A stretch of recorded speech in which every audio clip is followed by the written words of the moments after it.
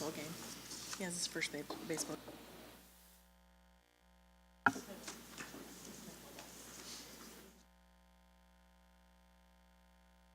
He's first.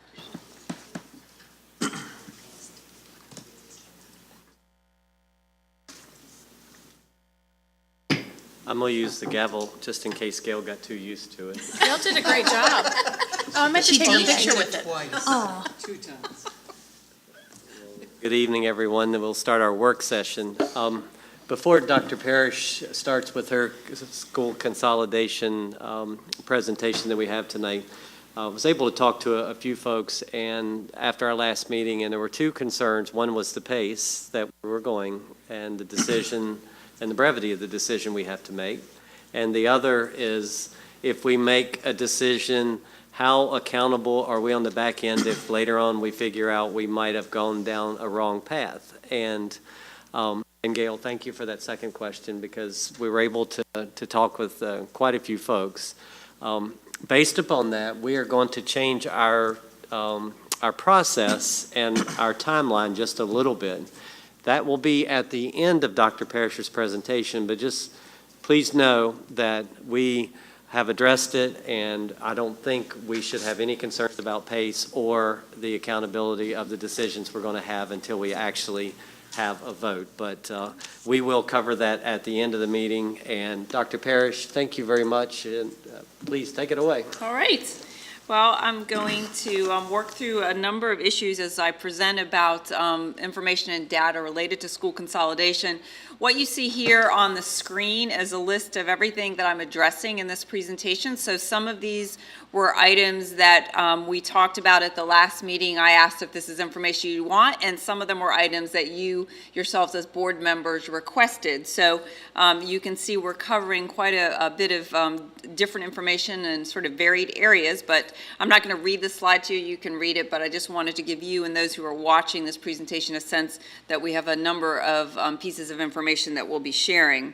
So the first one I want to talk about is enrollment, and I've got here the first bullet is the data that you've seen in a number of presentations comparing our enrollment from September 30th of 2006, which was our highest enrollment, through September 30th of last year, knowing that we'd lost 522 students in that time span. I actually have good news to share. For the first time since 2006, we've actually seen an increase in our enrollment this year. So what you see here in the next bullet is our enrollment as of today, September 19th. What you see is we have 2,144 students. Now I put the asterisk there because that includes pre-K, which is what the number up on the top, the first bullet, also includes.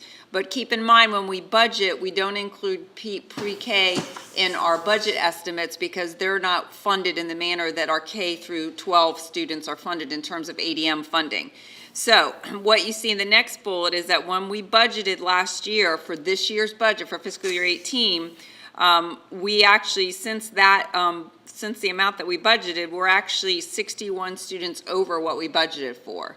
So that is an increase that we did not anticipate. I will say we did some research, and as you know, we have a new housing development, Victory Cove, and 27 students came out of that new housing development. So that helps to explain the bump, and it's hard to project something like that when you don't even have houses built yet. When we're doing the budget back in February. That's how early we're having to pick our budget enrollment number. So this is good news that we're seeing this increase, and it's always nice to be over in your projection of students and under. So once we get to September 30th, then I'll be able to get to you that September 30 number, and it'll be more comparable in some ways to what you see above.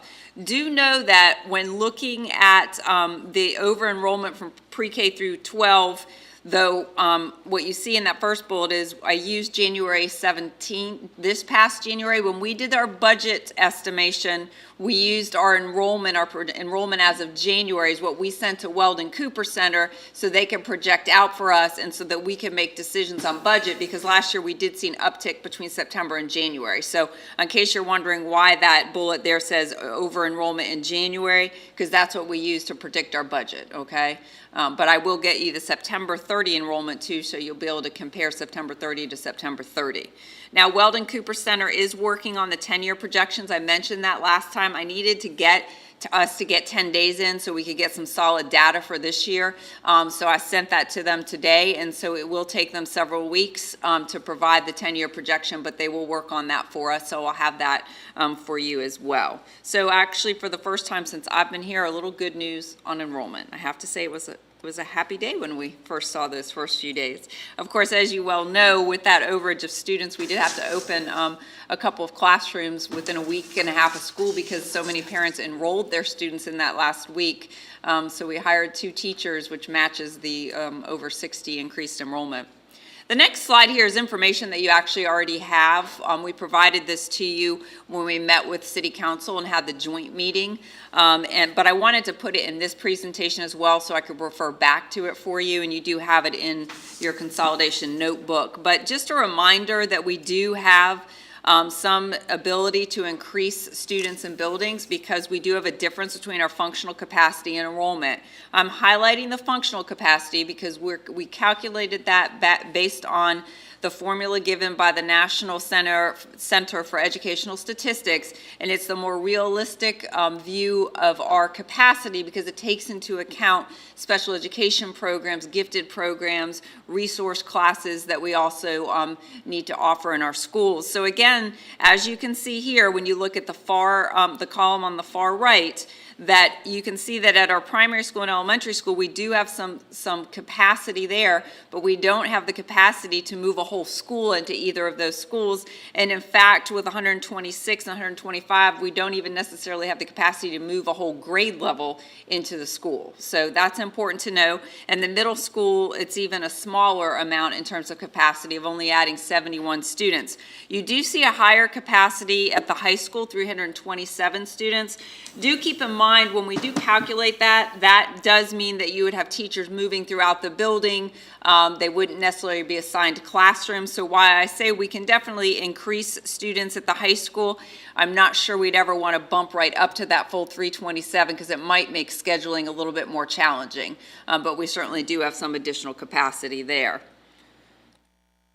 So here's what I want to walk you through. What you're going to see tonight are 4 different scenarios that we've developed here to try and give you a sense of both cost savings, any cost increases, capital expenses related to them, programmatic advantages, programmatic challenges.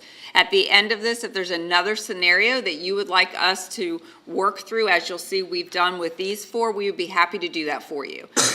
So the first scenario here is one that the Consolidation Committee took a look at back in 2012 when they were doing their work. And in this model, or this scenario rather, the primary school would be taken out of service, and we'd have 3 schools, with one school being a pre-K through 4. We'd use the current elementary school building. Then the middle school would be 5 through 8, and the high school would be 9 through 12. So if we were to actually implement this scenario, these are the projected cost savings that you would see. You see position savings, and you see here a list of positions. If there's no number by the position, it means it's just one position. So one principal position would provide us cost savings. I do want you to know that today I had our principals talk to the employee groups who are referenced on our cost savings so that they know that I'm talking about this tonight, but also to reassure them that we are just providing information about considering consolidation, and that if we were to consolidate, capital work would have to be done, so we'd be years away from any changes in our positions and likely would see a reduction through attrition as we've done for most of our budget cuts. So I wanted to reassure you that we have reassured staff members who might have just seen this and not fully understood that. So what you see here is where we would save on positions, but you do see that we'd have an additional cost added for a half an art position. That's because at the 5 through 8 building, we'd really need another half of an art position because currently the art teacher that's there is a full schedule with just 6 through 8 students. So that's something that we wanted to make sure you were aware of. Now you see that we see some savings in maintenance, utilities, grounds, and insurance savings. I've asterisked that because what we haven't calculated, because we don't have the number, would be if we were to add some square footage to another facility, that might chip away at some of the cost savings, because some of what we do is based on square footage, utilities, for example. So by taking the primary school out of service, we've got an amount saved by utilities, but if we added, in this case, to the elementary school and the middle school, you might see that balance out a little bit more, depending on how much square footage you added. Now, grounds would definitely be a savings that you would save, because you've taken a complete building and the grounds around it out of service. Maintenance would vary depending on the needs of the building. Insurance savings, we do pay for that based on square footage. However, we also pay for flood insurance, so you definitely would see the outright savings on flood insurance. Transportation savings you're going to see, except in one of the scenarios, is the same, because what we do, if you have 3 schools, you only need 3 tiers of bus runs. So you would be eliminating the need to pay drivers for a whole tier of bus runs. That would be a savings there for you. And one scenario, you'll actually see a slightly greater savings. So with this scenario, you would see a little over $512,000 in savings. And realize this is annual savings. This isn't a one-time savings. This isn't a capital project that you're saving on here. This is in your operating budget, so that would continue on, for years to come in that budget. So let's talk a little bit about the capital costs or savings related to scenario A, because that's something we can't lose sight of. I know you know this, but in case community members don't realize it, the state does not provide any funding to us to support any capital work. We get no money for maintenance, no money for construction, no money for renovation. All of that falls on the locality. So it does mean that any capital project that has to take place on a building is going to be funded through the city of Poquoson, which means our citizens are ultimately going to be paying for that. It will increase debt service, which will then increase the need for additional funding going into that capital work. So what you would see here is if you took the primary school out of service, then you would not be replacing the roof on the primary school. It currently sits on our CIP at a cost of $1.05 million. So then you wouldn't have that there. But you would see cost increases. So if you're going to increase the elementary school size by adding pre-K through 4, so you're adding pre-K, kindergarten, first grade, and second grade, you're adding those those grades, you are moving one out to the middle school, but you're still going to have to create some capacity, because remember, at the elementary school, it was 125 or 126 students. You're bringing many more than that there. Now, I remember that I mentioned when the Consolidation Committee was meeting in 2012 that we did have VMDO, those are the architects that designed the elementary school, give us some cost estimates for this that could be used for this scenario. So at this point, we're saying likely to increase the space at the elementary school would likely be a minimum of $7 million.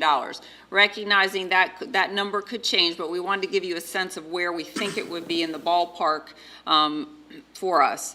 Now, work would also then need to be done at the middle school, because we've got an aging facility, which that's the 2013 study that we talked about at the joint city council school board meeting was completed. So at a minimum, you would need $4 million of work, and to build a completely new building, the 2013 study estimated at $27 million. Realistically, 2013 was 4 years ago. I would anticipate these costs would go up a little bit, but at least it gives you a sense of what would need to occur. And also, you're moving a grade in this scenario up to the middle school, so you've got to create some more capacity as you do that, because remember, the middle school really only has a capacity to take in another 71 students.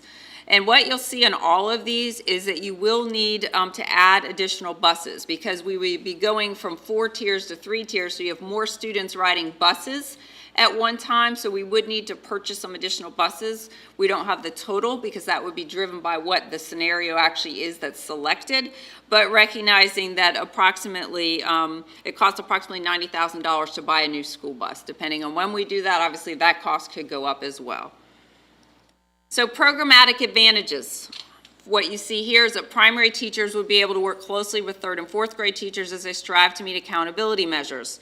Currently, our primary teachers and elementary school teachers are able to get together on professional development days, some of those pre-service days in August. But if you did have a pre-K through 4 school, your primary teachers would actually be able to work more directly with your 3rd and 4th grade teachers as they're preparing those students for the achievement tests that they'll be taking in 3rd and 4th grade, which for us currently are the standards of learning tests.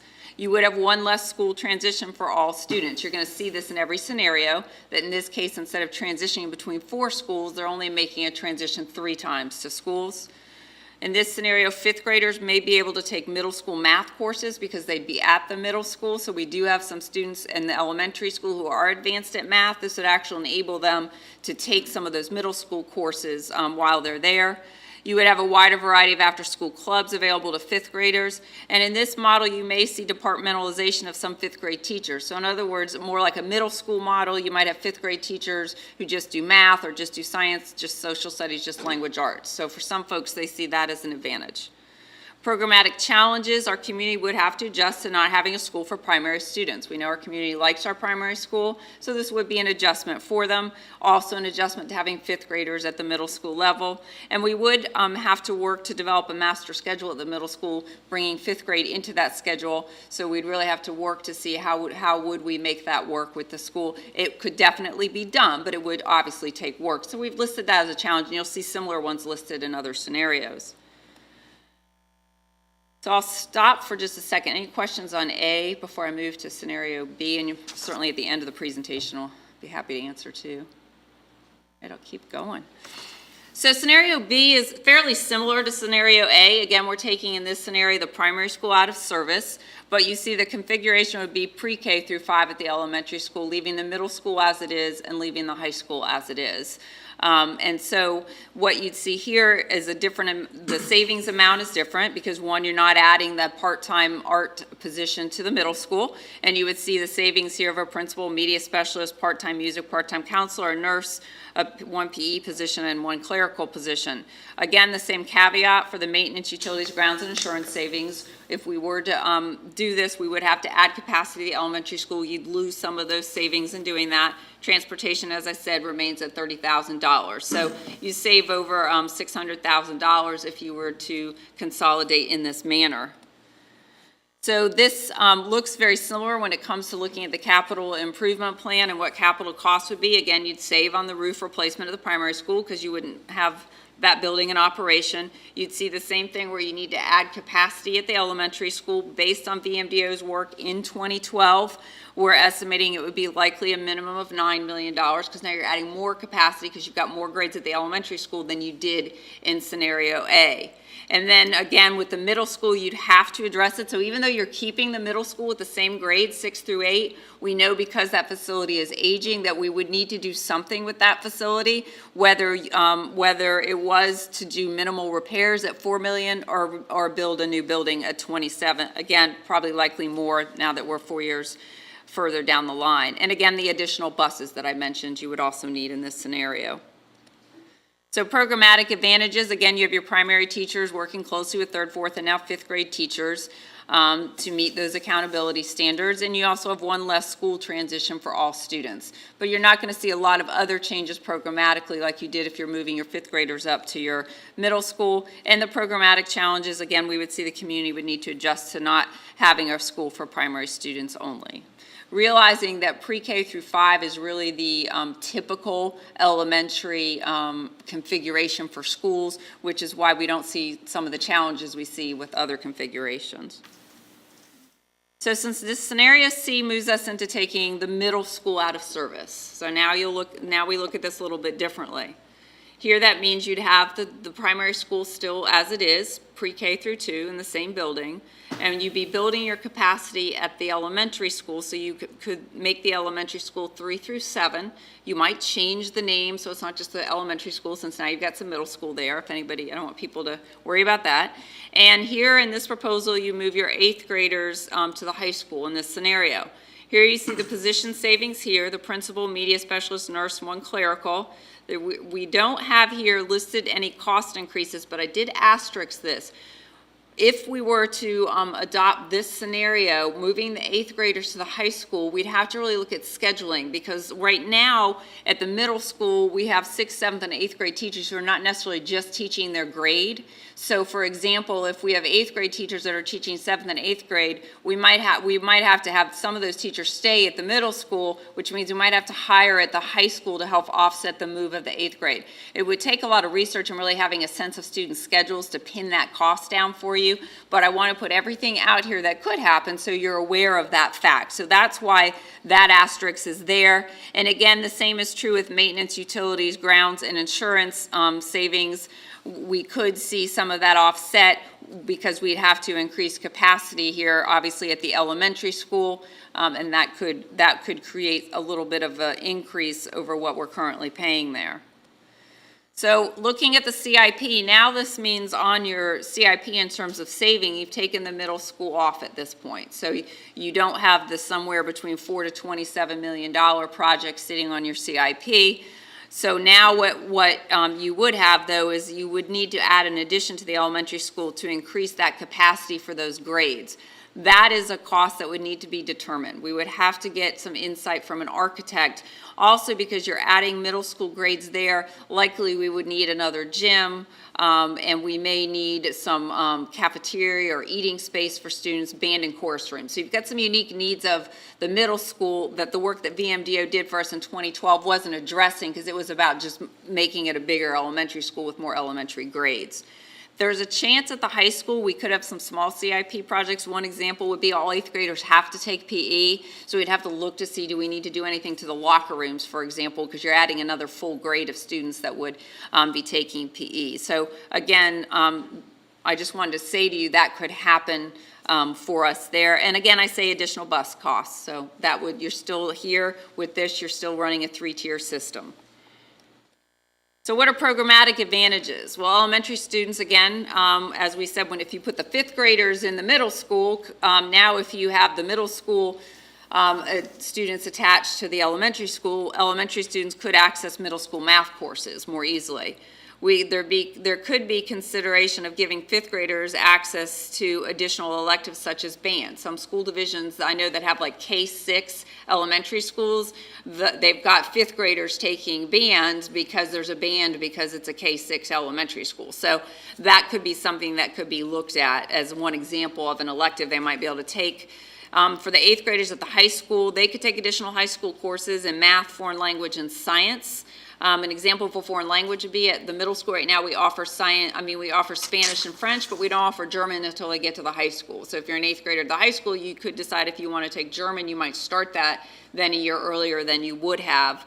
Math courses, you might be able to accelerate a little differently in those. And a good example is sometimes you do see 8th grade students taking earth science perhaps and getting a high school credit as an 8th grade student. So that would open that up. We didn't put social studies there because our 8th graders are required to take civics, although some 8th graders might make room to try and accelerate in social studies as well, but it's probably the least likely area. Also, 8th graders could be on a high school schedule for JV sports. We have 62 JV slots right now that have 8th grade students in them. What I don't have for you is the breakdown is it could be the same student could be playing JV on 2 different sports, so that 62 could be one child twice, if that makes sense. But I wanted to at least get a sense from our activities director at the high school, how many slots were 8th graders participating in. So that was based on last year's numbers. So that would mean those students would be actually on the high school schedule. They could go right to practice from the high school to games from the high school. Additionally, 8th graders could participate in a greater variety of extracurricular activities, much as your 5th graders could if you have them with the middle school. And as before, one less transition for all students. So challenges working through the master schedule as a result of the addition of a new grade level at the high school. So we'd have to really work through how we schedule 8th grade in with 9 through 12. What courses might they mix in? What courses might they not? The adjusting in the community to having 8th graders at the high school, that would be different. Although when you see the history of Poquoson, it was done a number of years ago. And then community adjustment to having elementary students in a facility with 7th graders. Again, because K-6 elementary schools exist in our state, I don't think that is as much of a transition or adjustment, but it might be an adjustment for some parents with the 7th grade being there. So here's the 4th scenario that we are outlining for you tonight, and that would be, again, the middle school out of service, having the primary school stay as it is, and having the elementary school become a 3 through 8, leaving the high school 9 through 12. So what you see here are, again, the position savings, principal media specialist, nurse, and clerical at over $296,000. We would need an additional assistant principal because you'd have one principal over the 3 through 8 school. So we currently grades 3 through 8 have 2 APs. But because you only have one principal, there's just work that needs to be done, whether it's working with discipline, also testing. There's a tremendous amount of work that we believe we'd need at least a part-time additional assistant principal to offset the loss of that principal, because you are making a fairly large school there. So again, maintenance, utilities, grounds, insurance savings, $241,000 with the asterisks, and transportation savings, $30,000. I think, by the way, in scenario C, I didn't highlight the fact that the transportation savings was $42,000. That's because so few high school students ride our buses. They either drive to school or their parents are dropping them off. So if we moved 8th grade to the high school, you actually have plenty of room on the current high school buses to put 8th grade students who can't drive and whose parents might not drop them off. So if you notice in scenario C, that's why there was a little bit greater savings in the transportation.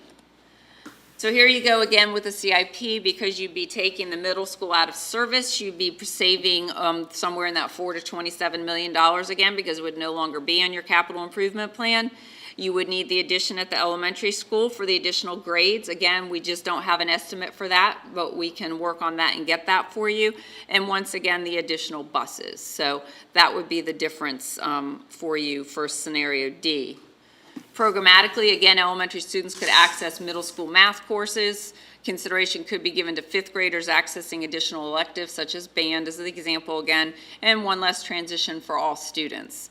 And finally, then the community adjustment of having elementary students in a facility with 7th and 8th grade students. I know that, in any of these scenarios, we can work through all our programmatic challenges, but I just want to highlight that there are probably some students, some parents that might want to have more information about that. So here's a summary table for you that shows you the summary of the estimated savings. So you see each of the scenarios, and then you can track down to the bottom line and see where you see your greatest savings, where you see your least savings in terms of the operating budget. Now remember, I haven't created a chart for the capital expenses because we just don't know what some of those would be, especially when you're talking about expanding or doing an addition to the elementary school. Once we had all those numbers, we could also give you the summary of additional costs versus savings for the capital plans, but we didn't want to do sort of half a chart for you, and we don't have all that information. So in some cases, your operating savings may be greater, but your capital expenses could be more, which ultimately still need to be paid for through our community. So but this gives you an across-the-board look at the total dollars in terms of savings. So the next question becomes, we have these annual savings in all of these different scenarios. What might we do to reinvest them? And this was certainly a conversation, as you all remember, at the joint meeting. I believe it was even mentioned by the mayor, is how would you reinvest dollars if you did consolidate? So here are some thoughts that I have to share with you tonight. The first one being increasing employee salaries to include making the teacher pay scale more competitive. We're working hard to do that, but so is everybody else. So this would be an opportunity potentially to really work on that teacher pay scale. Next would be invest in new instructional offerings for students, especially at the high school. Again, referring back to my convocation address, I talked a bit about the Virginia profile of the graduate that will be going, we fully anticipate will be coming into place next year, and we are anticipating the State Board of Education passing some new accreditation and graduation requirements sometime this fall. So a good example here of a new instructional offering, it may be, there's some talk at the state level that we may be offering a capstone course to students where they may need to do a project that's relevant to them, a real world experience. We actually are piloting that with a course in our own high school right now, but if that were to become required of all high school students, we would need a teacher, a position to manage that. So that's an example of where we can invest in actual teaching positions to provide some of these opportunities to our high school students to align with the work that we're fully anticipating that we'll be able to do. Next one is investing in new elective instructional offerings at the middle school. Again, I've talked about the fact that we will now be offering a career course. It may be through modules at the middle school. school level, and we need to really work on preparing our middle school students so they're making the right choices in high school and ultimately as they move forward into work or into college. So offering some different electives at the middle school level might be a wise decision for us, but again, we need funding to fill those, to create those new FTE teaching positions. Investing in instructional materials and investing in professional development for teachers. Those last two, every year that we've done budget cuts, we've gone into those two areas. So that would certainly be an area that we look again at saying, can we replenish there where we've been cutting so often for the last 9 years. So school configurations in Virginia, I've talked about the different scenarios, how you could configure schools in our city. So giving you a sense of what's going on across the state with some unique configurations. So there are 23 pre-K through 2 schools, with us having one of those schools across the state of Virginia. There are 9 K through 8 or pre-K through 8 schools. We do have a couple of those locally in Hampton. Then the number of non-traditional elementary and middle school configurations at 22. So remember I said we're considering the K or pre-K through 5, the traditional model. So you see all the different combinations that are out there in terms of elementary, middle, or elementary and middle combined. So you see there is K-7 out there, there's pre-K through 7, there's 3 through 7 exists, 4 through 7. So there's 22 that have those different configurations in the state. And then finally, the number of 8 through 12 high schools, there are 26 of those in the state right now. So that just gives you a sense of what's out there in the state with some of the different configurations that I've just presented to you. And obviously, the primary school, we are one of those configurations. So then the other research we wanted to provide to you is sort of the history of school configurations in Poquoson, because it hasn't always been as it is now. So walking down memory lane, we know the current middle school was opened in 1932, so that was intended to be middle school, high school, but it wasn't called middle school back in 1932. And we went on the tour of the building, so we saw that part of the building that was actually built then. In 1955, a new elementary school was built and opened so that Poquoson could continue to have 2 schools with one housing grades 1 through 5 and the other 6 through 12. So remember, back in the 1950s, there was no kindergarten. That came much later, that's why it's just a 1 through 5 school. And this grades 6 through 12 were in the middle school that you've now toured through, or many of you have students in right now. In 1976, the current high school was opened. So there were then at that time 3 school buildings, a K through 5, a 6 through 8, and a 9 through 12. In 1989, the primary school opens, and that's when we see 4 schools in Poquoson.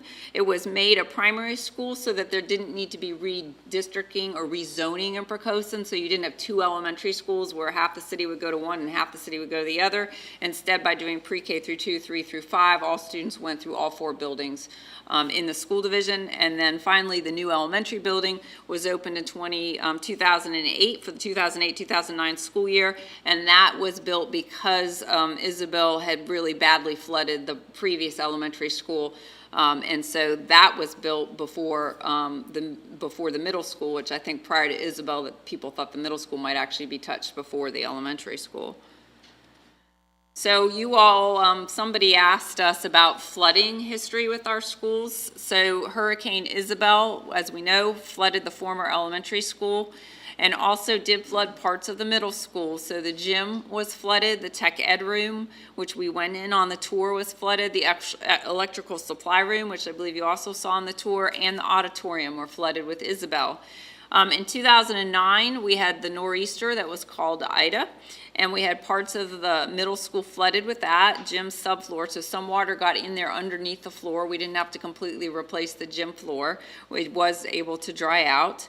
The tech ed room and the electrical supply room. So those are in recent history, those are the storms that have caused some flooding in our schools and the schools that were touched by that.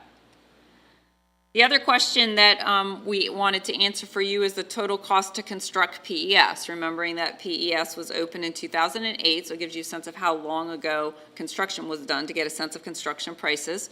So the building itself, which I think I mentioned at our last meeting, when that included HVAC and food service equipment, was over $18 million. And now you see a breakdown of the other costs that came along with construction for the elementary school, parking lot, driveway, furniture, things like the playground, landscaping, floor mats. And those floor mats that are in schools, those big heavy floor mats, you wouldn't think about it initially, but you know, they cost a little bit of money. That's why they're listed out separately. Generators, and then the gymnasium equipment. So the total cost to construct PES was over $19 million, $19,767,536, as you can see up here. So it gives you a sense of a brand new building, what construction costs would be. Here's what Chairman Cass referred to after getting input from you board members at the last meeting. And having some conversation. I also talked with our school board attorney again as well. So here is a process, a revised process that I'm bringing to you this evening based on all of that input and as an answer in part to your questions. First, the board receives information related to school consolidation, so we're doing that tonight and we'll continue to do that. But here's where the difference is. What you can do as a board is, through consensus at a work session, determine if, as a board, you wish to continue to consider consolidation, but you need information with regard to capital costs for the different consolidation scenarios. So I think this is what some of you are worried about. We might make a decision about consolidation, but we don't know what those future costs are, and we were going to cost that out and then get to the model from there. But in reality, as a board, you don't have to take a formal vote. You can, by consensus, say, you know, we still want to consider this, so can you staff go out and get those costs for us before moving it into a formal vote. I don't think any of you were here when we did the tuition thing, but when we were looking at considering tuition for the school division, we talked about it in several work sessions, and the board at that time actually came to consensus they weren't going to move it to a regular board meeting to vote on it because they weren't going to make changes to it. So it's a little bit like what we did for that. So if consensus is not reached and you decide we're not going to look at other information and we're not even going to move forward and vote on consolidation, we don't want to go further, then the next step in my eyes would be to focus on what do we do with the middle school in terms of capital costs if you're keeping all 4 buildings in play. If you reach consensus that you do need more information before you can make a decision about consolidation, then what we can do is work with an architectural firm to get estimates of the capital cost for those scenarios. Most importantly, really, are if we put an addition onto the elementary school for 2 of those scenarios, what would that cost us in terms of capital costs? Because then you get a better sense of here's your capital costs, here's your operating cost savings. What does it all mean when we're looking at this issue? So the other thing that we need to do before you actually go to a formal vote on consolidation is you've got to hold a public hearing. And so this would allow you to have a public hearing when you're actually ready to vote on it versus we're going to have a first vote and have a public hearing, but then we're going to get more information, have a second vote and do another one. This way, at a public hearing, we would have gotten all that information out to the public before you had the public hearing, before you were going to make a final decision if you continued down the path of the discussion of consolidation. So, and with that said, one, open to questions from you, but also then if there is any information that you need for your next board meeting in October, we will certainly be happy to get it. Thank you, Dr. Parrish. Questions? I have a question. So from the last school consolidation committee, I know the committee kind of steered towards closing the primary school, and the committee members are listed out. Would it be possible for us to speak with them as a group to see their thought process of it? I had talked to them about, being a resource to you all. So I don't know about as a group how you could make that function. But what I can do is reach out to them, and I could certainly have them call you all because they've all agreed that they'll be happy to be a resource for you. So they'd be happy to. When the change between the middle school and the primary school in part is to the way our enrollment's followed and the capacity issues that we have. So that's changed since 2012. So you've got some different information than they have. So I would say their thought process in some ways was different because things looked differently when they were meeting versus when you're meeting, if that helps. But let me get back to you on how we could get them, to sort of share with you, but know that they had different information than you have. Mm-hmm. Question, Wayne? How many students are in 8th grade right now? Is that in our materials? Actually, you have in your notebook, because I don't have it right in front of me, Okay. the enrollment count. I think it's over there. That's the last. No?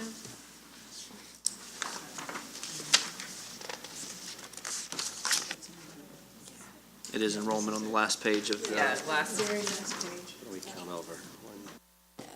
176, is that right? The count columns? Yeah, 176, it looks like. 11. I was just testing you all. I knew that. We We need just had to it in there somewhere. Another question I should know the answer to, but is pre-K now in the primary school? It's in the primary school. Okay, Yeah. didn't know that. Thank you. Yeah, and remember that our pre-K program we serve both young students with disabilities as well as general education students, and we lottery for the general education students, so they're mixed classrooms. Just to give you a sense of what we call it IPOP, actually. And one last one, Dr. Parrish, is there a number of schools or districts in Virginia that we know? So if we say there are 26 high schools that are 8 through 12, is that of 500 or of 200 in the Yeah, I'd have to Commonwealth? get you, I can get you the number of how many schools there are, and I can probably get them broken Generally- down generally. Certainly by high school, that would be easy. We'll Yeah, get you it'd be that. good to know if the entire Commonwealth thinks 8 through 12 is okay, or if it's a very, very small minority, for example. No, we can get you those numbers. Thank you. Is there any way to find out, when you were talking about some of those schools that were combined, I'm thinking some of those might have been built with the knowledge that they were going to be this spread of grades, similar to, say, in York County, there's the Grafton Middle School, High School complex. Is there a way to determine how many of those were built knowing that these types of grades were going to be put together in a school so that they were kept separate in a way? We could, we might have to we might have to call people to ask that question. We can try and ask that question. Know that as, if you did decide to consolidate and do additions, I mean, architects can do things even with additions, so it's built for a 3.8 or 4.7 or whatever that thing is. So, but we can see if we can find that question out. I know that the two Hampton schools they were built that way. I just don't know about some of the other ones that are the K-8s or 1.8s.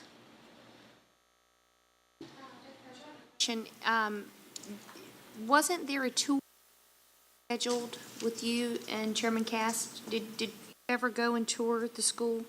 We did that last year just to get a sense of what it would look like, and took some staff members. So if you all, I am sure, if this is a path you want to go, you're really getting serious about down, I'm sure the Hampton City Schools would be happy to provide us a tour, so you could see it. It was something that we had talked about, or? Yeah, if no, it you're right, actually because we had happened. talked All about right, that, we had done it last school year.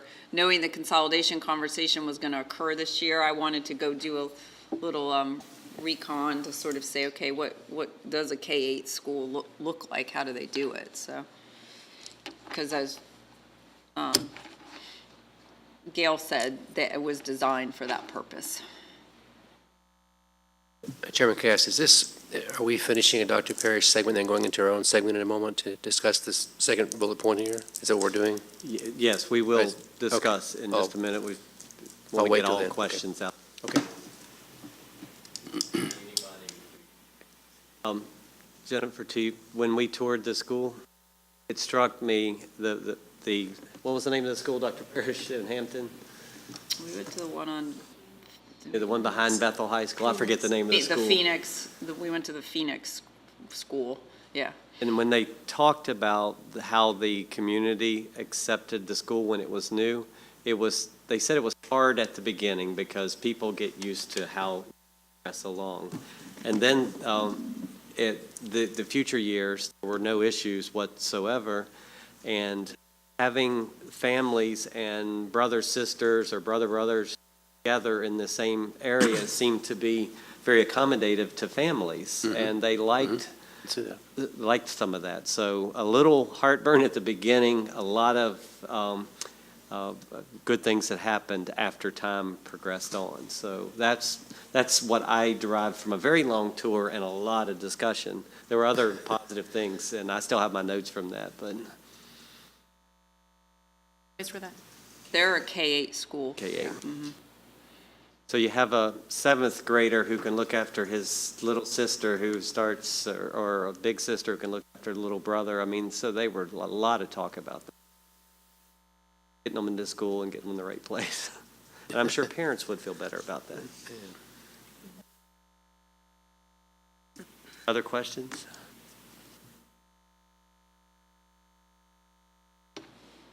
A lot of information, isn't it? How do you guys feel? The revised process, basically the process was allowing us the pace to be a little more controllable, to get more information up front rather than make a decision and then get information later. The real question, I guess, is do we want to ask the staff to get the additional information based upon what was the consolidation scenarios? I think this is a very good idea. This makes me more unnervous. At first, actually, it was a much faster pace at the joint meeting, I thought. That made me really nervous after that meeting. And then we came once after that. I thought, well, this is better, and this is even better. So, and more information is always better. Yeah, absolutely. I agree. Cost to do repairs to the middle school, what it would cost for the addition to the elementary school. I agree completely. We need to get a good feel for savings as well. Yeah. So you know the pace and the information was all you guys' idea. So well done, and with that input. So Now, specifically a question maybe for Dr. Parrish, I don't know. We're looking at, I believe in these scenarios, we have an expansion of every school in the possible scenarios, right? I'm seeing, isn't middle school for sure, high school for sure? Depend on which scenario. So in some scenarios, you would have to capital work on 2 buildings. In some scenarios, you actually, in one scenario, I think you might even hit 3. And then in two scenarios, the 1 building, just the elementary school, I guess I'm saying the we need, elementary and high school. You've got one with 1. You've got one with 3. so we need to have information on 3 schools is my point. Yeah. Yeah. Big one is somebody, I think Ms. Mosteller just said, is that elementary. nice having the middle school information already in hand. Go ahead. Sorry. Do we have, I know we like to use the projections. Do we have anything from our city's community development department that talks about potential build out with anything that we've got planned, legacy of Poquoson, what it might bring in, if we already, what might happen with other developments coming in? We have the information from the legacy because the developers did provide an estimate of students. Their estimate was 198 legacy. We haven't gotten any estimates. There are houses being built on With Creek Road, so we don't have any estimates from them. I did learn of recently a piece of land has been bought by some developers, and I actually reached out to the developers to see if they could give me an idea of how many homes that might go on there. I haven't heard back from them, so I'm going to reach out to them again, but it may be even too early for them. So the city doesn't have anything concrete for all its developments. They've been very helpful when I've had questions if they could get me, to the right people to talk to or the information that we have. But we didn't have an estimate for Victory Cove, but as I said, we did get out of there. So sometimes we have to wait and see. When the Weldon Cooper Center does their estimates, they're actually careful not to include something that nothing exists for, because it just doesn't make them comfortable. So they wouldn't include the 108 for legacy necessarily, because nothing started for that. that might be in the mix and what they've put in there. I think that's my concern, is that if they're not considering that, maybe it's something we should. Yeah, well, we could add in the 100 and, whatever they give us, we could tack on another 198 students. So that is that data we have had for a while. I'm not sure how important this question might be as far as costs, but in every scenario we've talked about, we're adding on. So we have a functional system now while that's being done, and the transition is pretty easy, except for the one where we demolished the middle school. So if we do that, I haven't been through this before myself. We got here in 2003, and we were building the elementary school then, but we had an existing school we were using at the time. It was no problem. So if that school goes down, are we a year in trailers? Yes, Or we would 2 be. years? Or? Yeah, I can't probably now tell you exactly how long. I would say definitely a year. Okay. But you're right, in that scenario, we do have to use trailers. That was in the facility study and the estimate of costs of bringing we figure out where to put them, but bringing the trailers in and the infrastructure we'd have to create for that. In some of the scenarios you have here, you wouldn't have that because you would be able to keep students in the school while work has been done, which does make then the capital cost a little bit less because you're not having to pay for that year of temporary classrooms.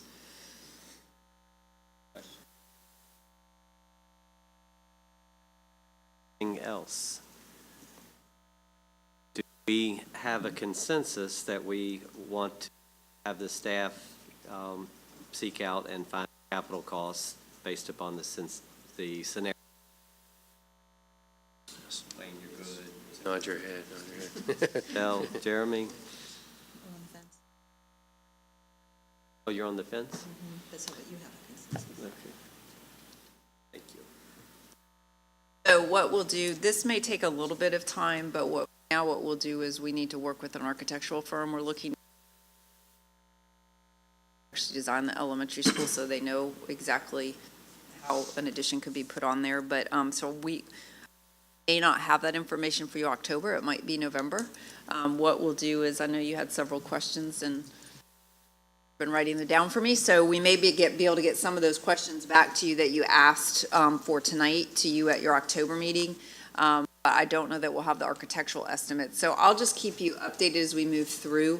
So if we don't have the architectural estimates, our presentation for data for October might be a little bit shorter because questions than what we had for this presentation. I'll just, like I said, we'll update you, but we just now have to go the process of and then giving them some time to do the work and walking them through with some sense. We're not going to say design the building for us. We're not going to walk in here with pictures for you. Just give us some sense of what it would cost, knowing that we've got to, if you're adding to the elementary school, that you've got to add some middle school programmatic components to it. So.